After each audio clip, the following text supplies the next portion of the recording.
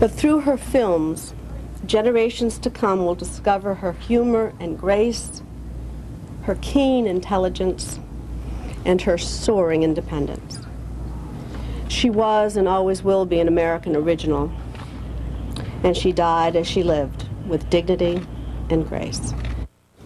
Well, back in the 90s, I sat down with Katherine Hepburn, spent a day with her, and thought we'd take a look back at some of her answers to some of my questions. In 1935, Hollywood had the girl all right. She was smart, snotty, and abrasive in the most delicious way. Ow! Who can forget her gliding by in those pants, standing astride a man's world, and declaring she would live exactly as she chose? She made 42 movies. Periodically, the studios would declare that she was box office poison, but she'd fight her way back. Once, she even had to buy a screenplay herself, just to get this starring role. Yet the woman who fought to become a movie star insists she has the secret heart of a hermit, even now. What did you say about death will be welcome, there are no more interviews? Yes. I'm not good at the public life. But why spend so many years at something that you say you're constitutionally unsuited for? Why not? Money. A terrible thing to say. It's not true. No, I found it fun. I find everything fun. When you open your door to go out and they say, "Good morning, Miss Hepburn, good morning, you're wonderful, we love you." Well, that's very reassuring, isn't it? And when a big, great burly truck driver passes you and says, "Hello, honey, we love you," I think that's fun. But when she's alone at night, don't expect Hepburn to dream about her glamorous old Hollywood days. She's contemptuous of vanity. She even put this picture in her book, curling her hair at 4 a.m. She treasures the reality of life. Let the fans love the illusions. I see this picture in the Philadelphia story costume is not the best picture in the world, and I think this is quite fun. Looks alive, and this is, no, that's a dead picture. Hepburn's feminism may surprise you. She cheers on working women, but saves her admiration for the women who stay at home, not for those who struggle to climb the career ladder, like she did. I have no sympathy for any of us. None, except for the women who stay at home and take care of the children and do things that don't add to their ego. But the women who are building up their ego, like you and like me, no sympathy. She says it's fine to have a career, but it should be done her way, unmarried, without children. Don't torment some poor man, and don't destroy your own children. How's that for a statement? I knew exactly what life was and what a pain in the neck the children are and everything, so I avoided it all. In the movies, Spencer Tracy proposed marriage several times, but off-screen, it would not be in the script. Tracy lived a separate life from his wife, but he was a Catholic and loved his children and didn't want to seek divorce. He and Hepburn were bound together by romance for life. Would anything have been different in your life if he hadn't been married? He was married, and his wife was a very nice woman who had spent her life taking care of a boy who was born deaf, and she had a tough situation on her hands, so it would never occur to me to moan and groan, "Oh, he's not mine," you know. What the hell did I have to offer him? You know, just myself. But still, it must have taken generosity. No, not to own him. You are mine, bunk. Bunk, B-U-N-K. The facts of life and death. The movie is one of her favorites, On Golden Pond. When you're giving Henry Fonda that rallying cry, "My Knight," Oh, is that great? I wrote that.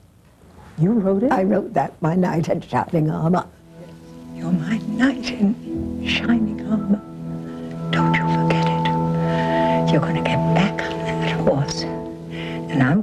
right behind you, holding on tight, and away we're gonna go, go, go. It's the gift she's always giving. Words to strengthen you, like the ones she says to herself. You're paddling your own canoe, you know. If you stop paddling, you're not going to get anywhere. And the tide is going to take you, and the waves are going to sink you. But death is extraordinary. I mean, it's just the end. It's fascinating, isn't it? Fascinating. Now, if I drop dead tomorrow, you'll say it's so extraordinary. She was there. She seemed perfectly all right.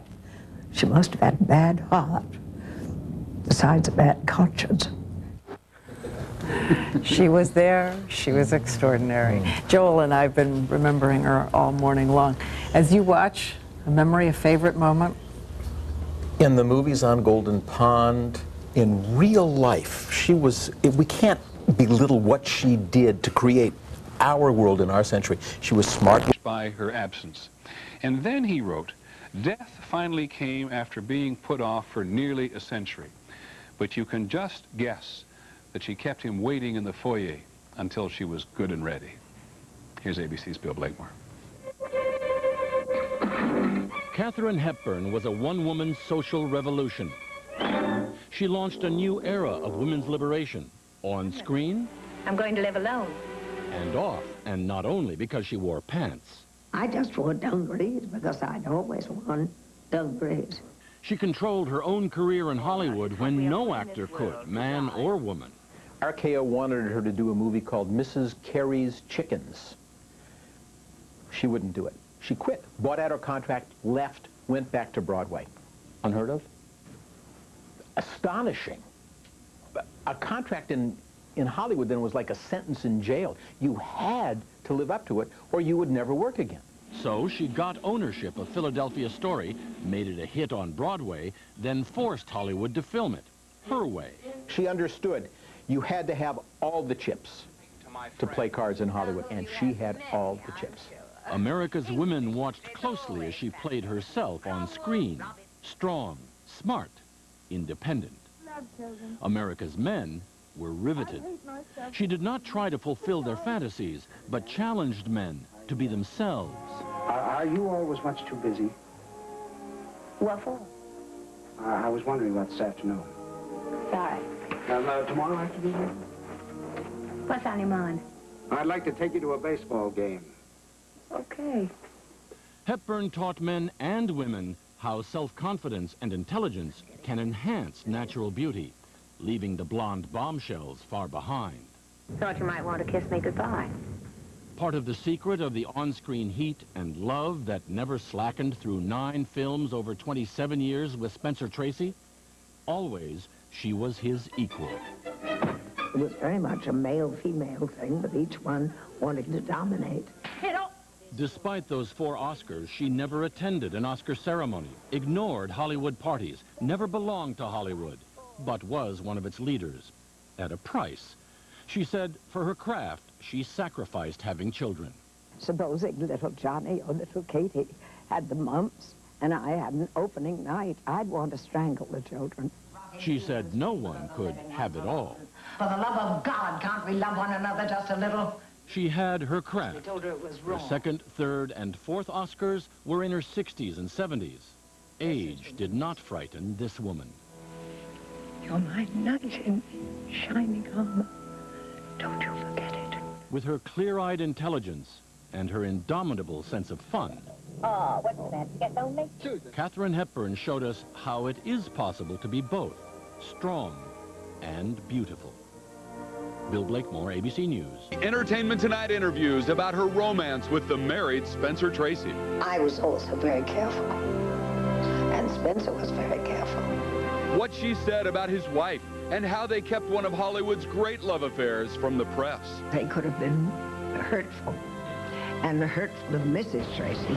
Plus, an even 60 years, her feelings for Spencer Tracy lasted to the end. Entertainment Tonight spoke many times with the reclusive Katherine Hepburn, and our Leonard Maltin has the latest on her life, her death, and the classy way she handled her love affair. think I have been lucky.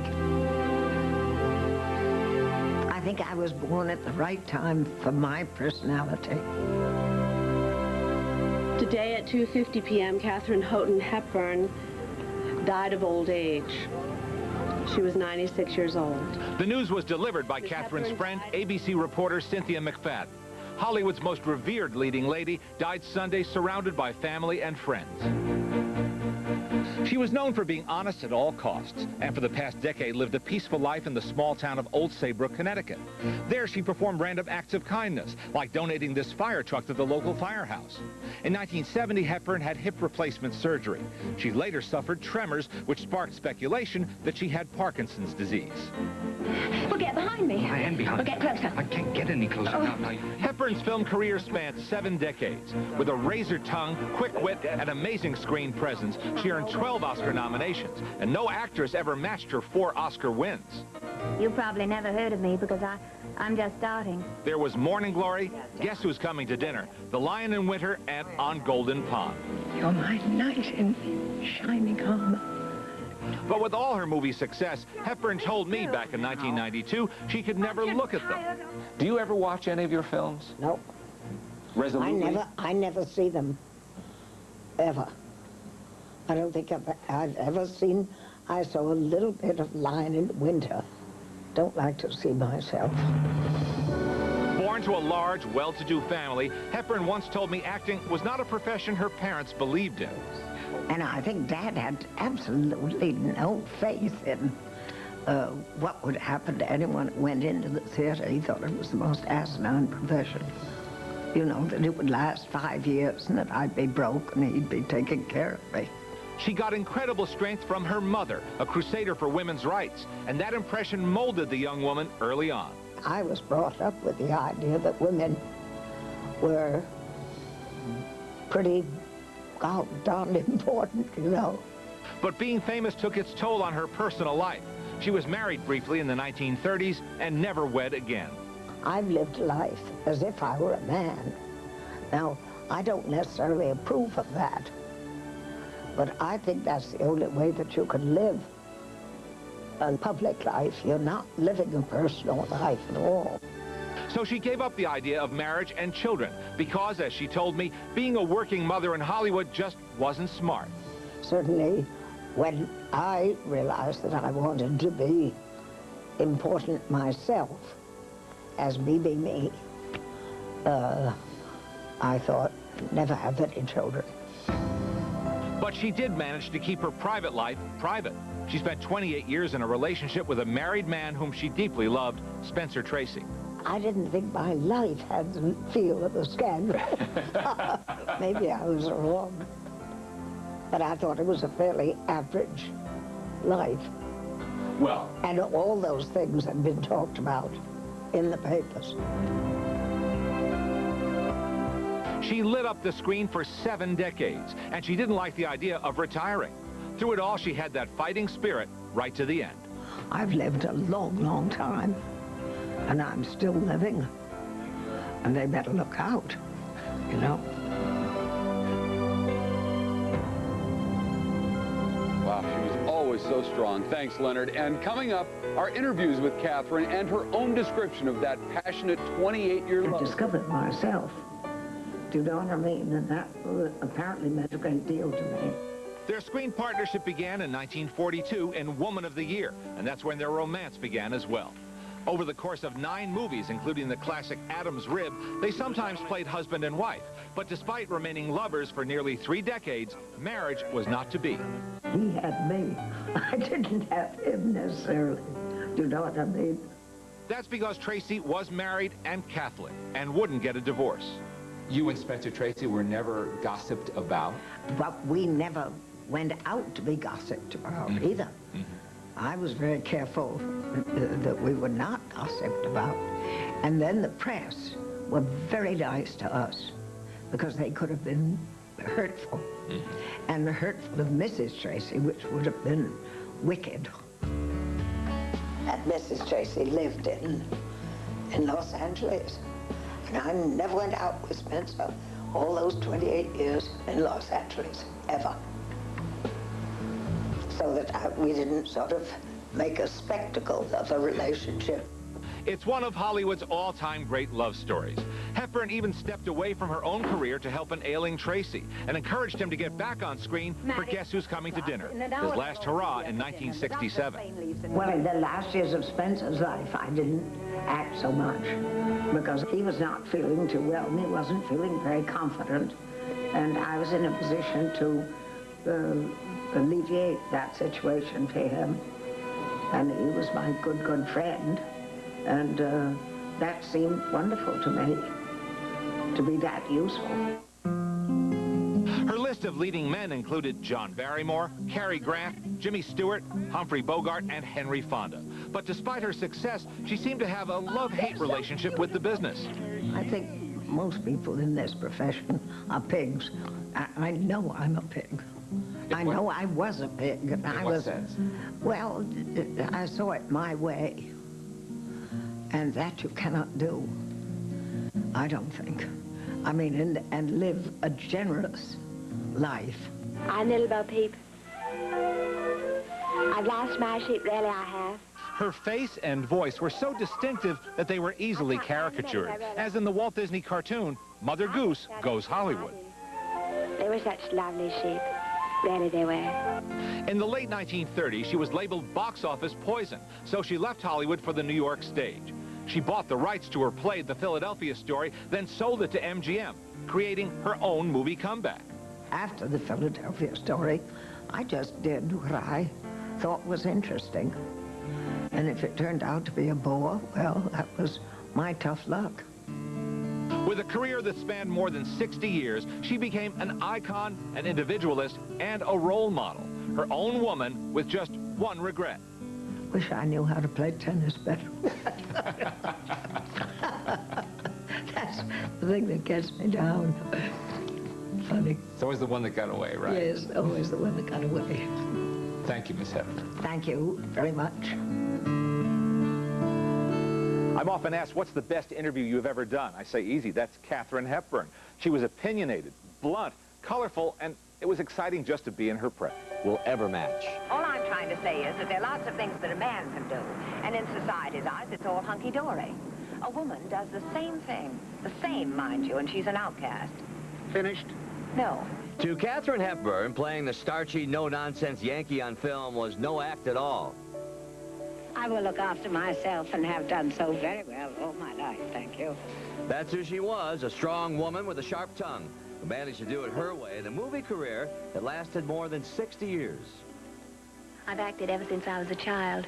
My parents objected, of course, to my having a career. Parents always do, I believe. Her father was a surgeon, her mother an early feminist. When she conquered Broadway and later Hollywood, Hepburn's family realized she'd taken to heart what they'd always told her. You can do anything, Kath. Anything. I don't think either of them thought it was the greatest thing in the world, you know. But Mother was enormous, was all for my doing what I wanted to do. My family wouldn't have permitted Shakespeare himself to call on me because he was a married man. She got her first Academy Award for this film, Morning Glory, made just a year after she arrived in Hollywood. But her career faltered in a hurry with a series of roles that didn't register with Depression-era moviegoers. By 1938, theater owners labeled her box office poison. She was even denied the role of Scarlett O'Hara in Gone with the Wind, but she turned her career around with The Philadelphia Story, from a play she starred in on Broadway. She bought the movie rights, sold them to MGM, cast herself in the lead, and handpicked Cary Grant and Jimmy Stewart as her co-stars. But it was on her next film that she first teamed up with an actor who would change her life forever, Spencer Tracy. Woman of the Year. The combination worked, and they made 8 more films together. Could I please get a word in edgewise? Very few moviegoers at that time knew that Tracy, a married man, and Hepburn were an item off-screen as well, but they never appeared in public together. Had a wonderful sense of humor, a remarkable memory. And I mean, what attracted me to Spencer Tracy is, what, magic. Upon hearing of Hepburn's death, Elizabeth Taylor paid tribute to the Tracy Hepburn love affair. Quote, I am so glad that she and Spence are finally together again. The only thing that matters is what they feel and how much they feel. In 1967, they made their last film together, Guess Who's Coming to Dinner? Tracy died 17 days after the film's completion. She could never bring herself to watch this final performance, one that would earn her a second Oscar. How dear of you to let me out of jail. It's only for the holidays. The next year, she won another Oscar for The Lion in Winter. You're my knight in shining armor. And in 1982, Katherine Hepburn broke the Academy record when she won her 4th award, playing opposite Henry Fonda in On Golden Pond. From the slapstick of bringing up baby to the grit of the African queen, Hepburn showcased her many sides in over 70 films. The roles were different, but what remained constant was a fierce and independent spirit that served as an icon for the 20th century modern woman. I was born absolutely at the right time. And I'm going to die, not a moment too soon, but, you know, that's the story of me. Great timing. By the way, that's a movie star. For more Hepburn, A&E is hosting an hour biography special tonight at 8, and tomorrow, Broadway will dim its lights for Ms. Hepburn.